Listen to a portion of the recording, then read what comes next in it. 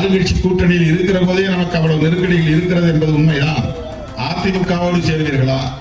சேரலாம், பிரச்சனை இல்லை. ஆனால் அதிமுகவோடு பிஜேபி இருப்பதனால் சேர முடியாது. பிஜேபி, பாமக இந்த இரண்டு கட்சிகளும் இருக்கிற அணியில் நாங்கள் ஒருபோதும் சேர மாட்டோம். நீங்க இப்படி கதவெல்லாம் சாத்திட்டீங்கன்னா உங்களுக்கு என்ன ஆஃபர் வரும், என்ன உங்களுக்கு பயன் கிடைக்கும்?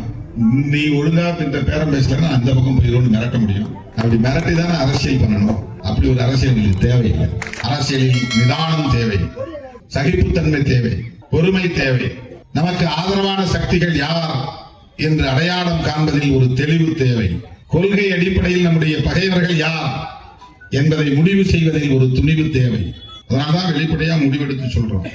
பிஜேபி, பாமக இந்த இரண்டு கட்சிகளும் இருக்கிற அணியில் நாங்கள் ஒருபோதும் சேர மாட்டோம்.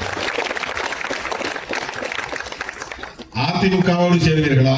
சேரலாம், பிரச்சனை இல்லை. ஆனால் அதிமுகவோடு பிஜேபி இருப்பதனால் சேர முடியாது.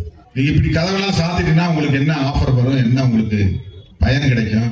இங்கேயும் திறந்து வச்சுட்டு அங்கேயும் திறந்து வச்சாதானே நீ ஒழுங்கா இந்த பேரம் பேசலன்னா அந்த பக்கம் போயிடுவோம்னு மிரட்ட முடியும். இங்கே நீ ஒழுங்கா நான் கேட்கறத கொடுக்கணும்னா நான் இந்த பக்கம் போயிடுவேன்னு மிரட்ட முடியும். அப்படி மிரட்டி தானே அரசியல் பண்ணணும். அப்படி ஒரு அரசியல் எங்களுக்கு தேவையில்லை. நாங்கள் அதுக்காக கட்சி வச்சிருக்கிறோம். அம்பேத்கருடைய அரசியலை மக்களிடம் கொண்டு போய் சேர்க்க வேண்டும், அவ்வளவுதான்.